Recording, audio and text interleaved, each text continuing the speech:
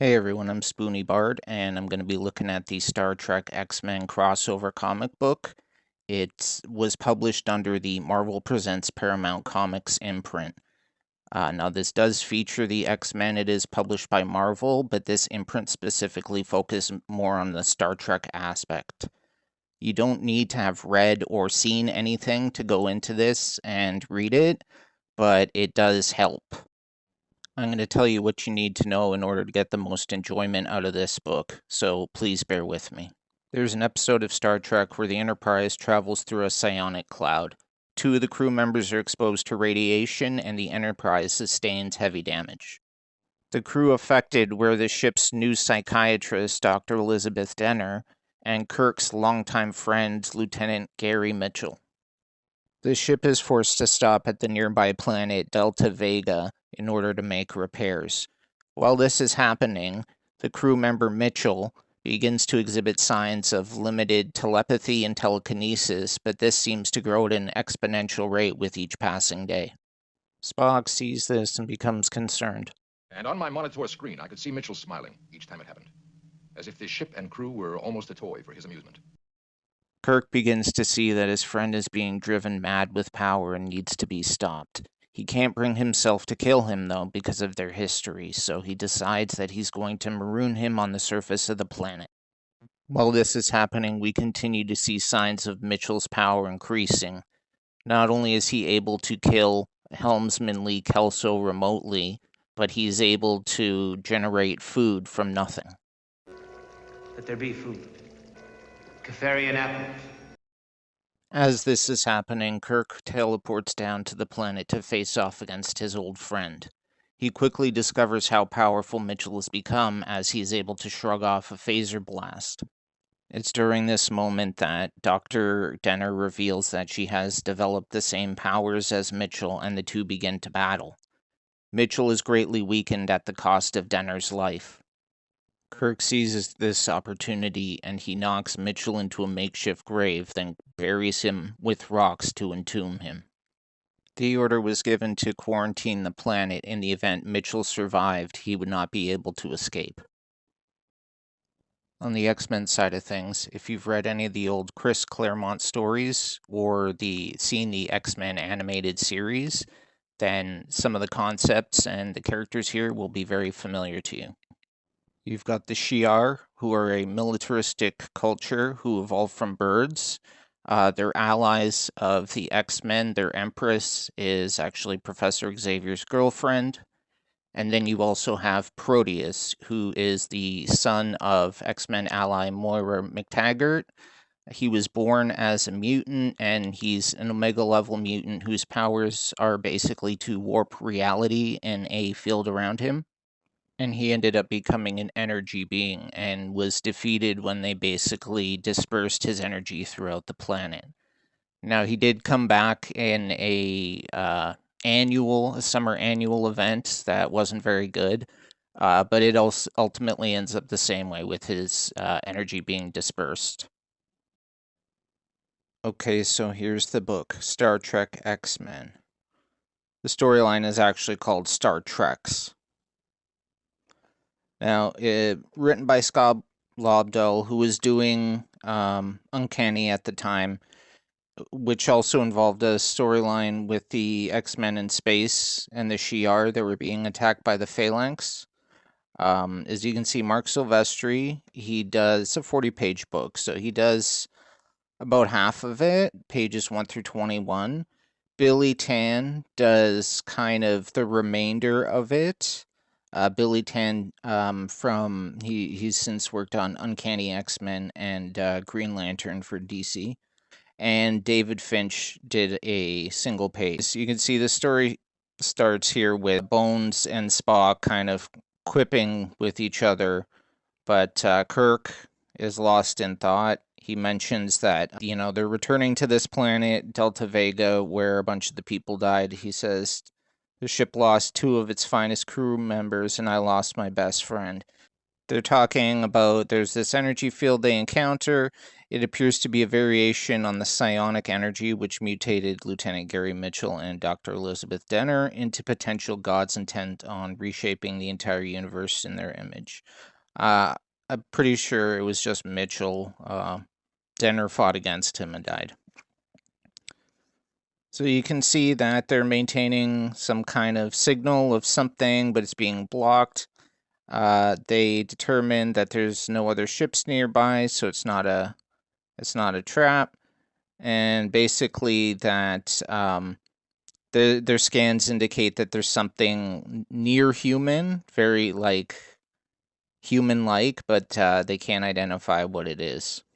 So Uhura isolates the signal. She can't make out the language because it's not in any of the galactic alphabets or whatever, because of course this is a Shi'ar vessel breaching over from the Marvel 616 universe. So they're not sure what it is exactly. They try to lock onto it with a tractor beam, and when they do, the thing gets destroyed. Now, again, Spock seems to have run some scans that indicate that there were a bunch of near humans on board, but they teleported away right before the ship blew up. And Kirk just, keep an eye out because I don't want any surprises here.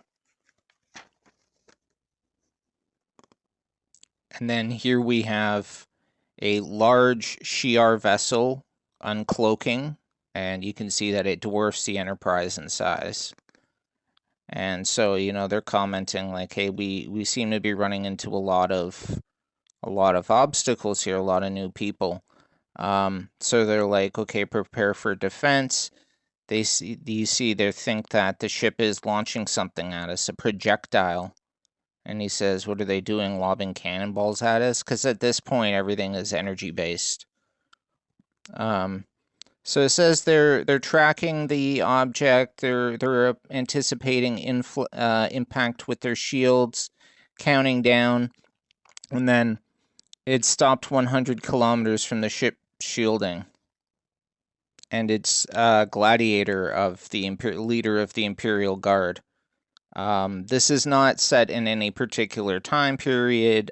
We just know that Lilandra is currently the Majestrix of the Shi'ar Empire. So, of course, Gladiator and the Imperial Guard are 100% loyal to her. So he comes and he claims this for the Shi'ar Empire, tells him to get out. And then this is where you see kind of the comic bookiness come in. Spock, he's talking to us. How is he existing in space? How can he speak in a vacuum? How is that possible? Quite simply, Captain, it is not. And then so he's getting really pissed. Jim, look, it's almost as if he's going to... Wham! Did he just punch my ship?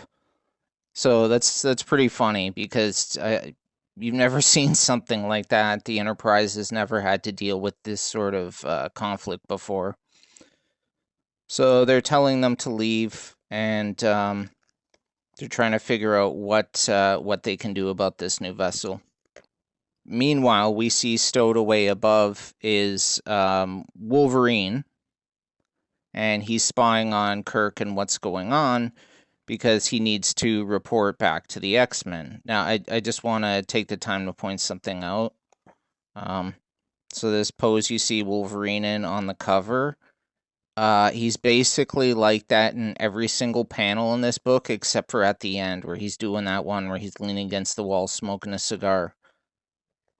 Anyways, so there's Wolverine doing that pose, and he's like, we'll do whatever we got to, even if it means taking out this crew. And so he runs back to tell the rest of the team, which is kind of like sort of the classic 90s cartoon X-Men. You got Cyclops, Beast, Jean Grey, but she's going by Phoenix. You got Storm, Gambit, and except for Rogue, you've got Bishop. And so now we get a bunch of chunky exposition where I'm going to call her Phoenix, mentions that they were being pursued by Deathbird Starcruiser. That's Lilandra's sort of outcast sister. And then You know, it would have been easy if they teleported off the ship before it blew up and they teleported on a Deathbird ship, because then we could just take her out. But right now we don't know where we are, and you know, does anybody have you ever heard of something called the Federation before? Um, and Beast manages to get in their computers to a limited degree, and he notes that it was commissioned for active duty for deep space exploration in the year 2245. So Cyclops kind of not phased by that, because honestly the X-Men have traveled so many different futures that it really, I don't think, surprises them much. So we have a scene where Beast, being used, you know, kind of their doctor, is worried about Gambit. He was the last person to teleport off the ship before it blew up. So they're like, well, you know, he's pretty serious. We need to get him help. And they're like, okay, well, you know, we have to still pursue Deathbird and her team, but we also need to get him some help. Now, Phoenix is using her telepathic powers to search the ship and trying to just find out what's going on. But of course, she didn't count on there being a Vulcan on board, which is Mr. Spock. So he asked to be excused from his duties. Meanwhile, you see Storm busting through the gate with Beast, and they're taking Gambit with them because they're looking for the med lab. Now, they do run into Bones McCoy there, the ship's medical doctor. So they're trying to explain themselves, reason what's going on, and he doesn't care. And here you get some of the trademark dialogue. You're going to help Gambit? Of course, I'm a doctor, damn it, not the head of security. So yeah, he's going to treat him because that's his thing. Nurse Chapel comes in because it's still the early seasons. And this is, you get a humorous moment, but we don't have any patients right now, Dr. McCoy. And because both of them have the surname of McCoy. So while this is going on, the rest of the team is walking around the Enterprise looking for like a shuttle or something they can steal to get off the ship that doesn't involve them having to kill the crew and take this ship. They run into Spock, who tells them that, you know, he sensed Jean scanning him, and so he went to check them out, and, you know, he can't allow them to continue what they're doing. So he tries to take them in, and here you see yet another instance of Wolverine in that one position from the cover. So anyways, he rushes Spock. Spock hits him with the Vulcan nerve pinch, and he's like, haha, he's down. You know, he'll be okay in a couple hours, but this is something my people do. And Wolverine pops up right away, and Spock is shocked. But, you know, Wolverine's healing factor meant that he was overcome the nerve pinch within, you know, a matter of seconds. So you can say here, Kirk is having a captain's log moment. He's talking about, you know, this new threat that came out of nowhere, the Shi'ar Empire, and they were found around this planet Delta Vega where they left Gary Mitchell. He mentions he's worried that the psionic anomaly is somehow tied into Gary Mitchell. The Enterprise barely defeated him in an earlier encounter when he was in the relatively nascent stage of mutation. So that's kind of why the X-Men think that this could be Proteus, this could be their problem, because he did become a mutant of sorts. So they'll assume that if he's still alive and he's coming back, he's had plenty of time to practice and he'll be way stronger than before. So Kirk starts to go out, and he's stopped by Spock and the rest of the X-Men, and they're kind of explaining what's going on. And it's really kind of funny because up here you've got, the grown-ups are talking up here, where Spock is introducing them, and they're just most basic explanations for who they are, what they're doing there. So you've got the grown-ups talking, and then down here Wolverine's just doing his own thing in that same pose for like the third time.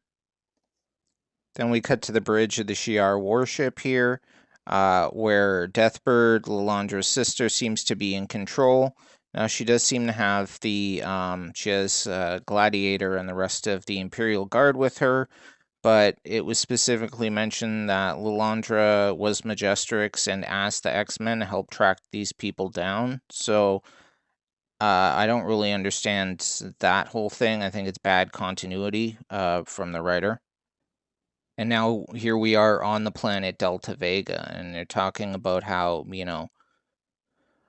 until an hour ago, this was just a former mining colony that was abandoned, and it was basically desolate. And now it seems to be transforming into, brick and glass. And we can see here that they are talking about Proteus, that his goal was to search the heavens for a kindred spirit, somebody who understood the majesty and magnitude of what it means to wield all of reality. And it says he discovered that essence in the dead body of Gary Mitchell.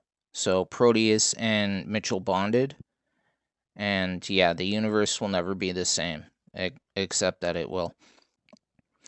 So now that the two teams have finally kind of done the introductions, they're working out the what's and the whys. So Beast is saying that, they were here chasing Deathbird, and they don't know that the problems aren't coming from Proteus, aren't coming from their universe. Spock points out he believes it's actually from both. The ship gets smacked by something. There's a barrier that is created with psionic energy around the planet. They're attempting to scan it to find a weakness. Meanwhile, Jean and Cyclops are talking, and they really think because this is psionic entity doing this, that it is Proteus. So here we have Phoenix is scanning the ship, and you can see here Kirk trying to hit on her. I was born with certain attributes as a mutant, not the least of which is beauty. My husband Cyclops thinks so. Anyway, she can sense that there's a lot of emotions for him over this planet, and this is where he kind of gives the basic explanation of what happened in the episode, where his friend died because he became corrupted with power, and it drove him mad with the ability to reshape reality. So at first, Jean Grey is offended because he's basically saying like he was a mutant and he needed to die because he was too powerful. But you can see here that it wasn't about that. It was omnipotent beings intent on destroying everything in their paths that worries him. So with an explanation like that, and these characters having recently been through Onslaught and whatever else, she changes her tune and becomes sympathetic to him because he explains to her that this is like abandoning his friend was one of the most difficult things he's had to do. It's also the end of the Mark Silvestri artwork for this book. So we can see here the teams, or the team now, have beamed down to the surface of the planet only to find out that it looks a lot like Scotland, where Proteus is from. Now, I think this is pretty obvious that it's David Finch because the way he draws Bishop and the way he draws Wolverine are very similar to when he was working on that Messiah Complex or Messiah War or whatever. I think he did a lot of the covers for that series. Anyways, Wolverine's in a squatted position here. He's not got his full arms out, but again, all he's doing is hunched over in this issue. So they're talking about making a plan when the Mitchell Proteus hybrid shows up with Deathbird and the Imperial Guard, and he basically says there's nothing you can do, and they both recognize their respective friends or whatever, and merge together in this one being. So here we have the villain doing his kind of monologue where he explains his reasons for doing this, where he needed a body, and then Gary Mitchell was a good body because he already had some kind of psionic abilities, so together they would be much more powerful. So they decide that this has all been a distraction, that they're bored with this fake Scotland they've made, and they are going to destroy it. Oh, the planet's exploding because Proteus created an energy rift, a localized energy rift. So the output of energy is literally tearing the planet apart. Now they realize, hey, we've got Bishop here. He can absorb and redirect any form of energy. So they think like, okay, with this guy, they might have a chance. So here we have Spock and Beast and Scott Lobdell trying to sound really smart with big words for both of them. And they're trying to discuss a solution. They want to nuke Mitchell from orbit, but they point out that that might not work. And besides, you'd kill our friends on the planet. So he gets the idea of like, hey, what if we use the tractor beam to take a chunk of that cyanic cloud away from the planet? Because maybe that'll like disrupt his powers or something. And they said, yeah, okay, well, that's a good idea, but what are we going to do with all the energy that comes out when we rip this thing apart? And then that's where Bishop comes in. Okay, so back on the planet, Wolverine is doing his pose yet again, with a fourth time, fifth time. And Proteus turns on Deathbird, and she thought, oh, they were partners, but he was just using her to get what he wants, and now he's done with her. They start the Enterprise crew. They find their phasers don't work. Nothing works on this guy because he can manipulate reality. So the phasers could turn into feathers if he wanted them to. So Kirk asks Phoenix if she can make a mind connection between the two. Inside Mitchell's mind, Kirk is able to talk to, at first, the Proteus entity. Now you can see here he's explaining that he didn't want to leave his friend behind. He did it because he was afraid and he wanted to, protect everyone else. And, she explains that she's a mutant in a sense like him, but they've chose to embrace who they are and use it to try to build a better future. Proteus doesn't like this. There's Wolverine again. He's in that position. Now, he's covered up with dirt, but I'm pretty sure they drew him the same way. So they battle him for a while, and then they understand like, okay, we're gonna rip that chunk of the psionic rift apart with the tractor beam, and like, oh no, our friends will die. But they understood that chance going in.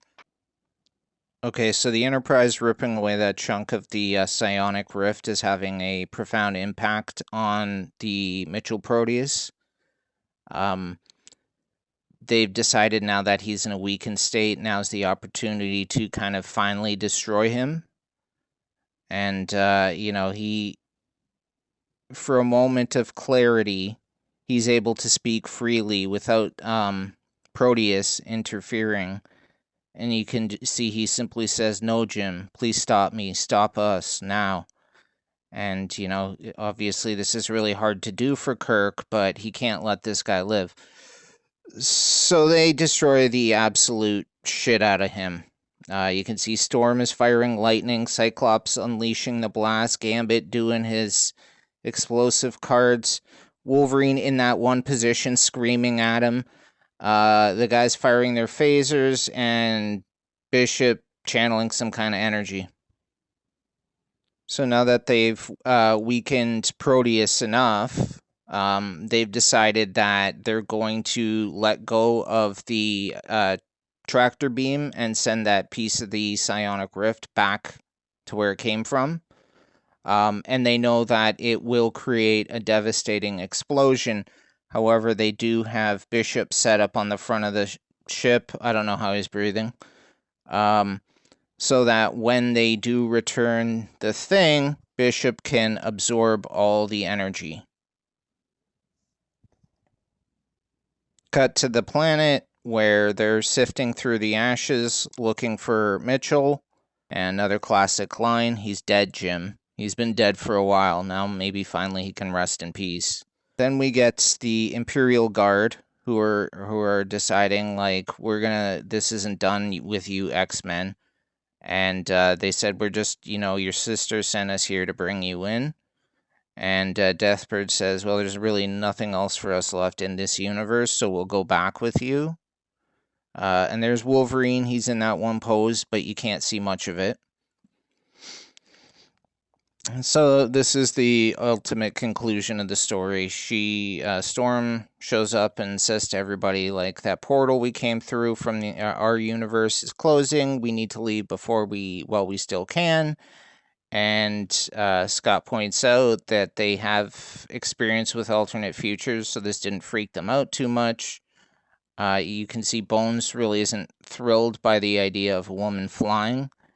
There's the only other pose for Wolverine. He's leaning smoking with Jean, and in the background you see Gambit trying to romance Uhura.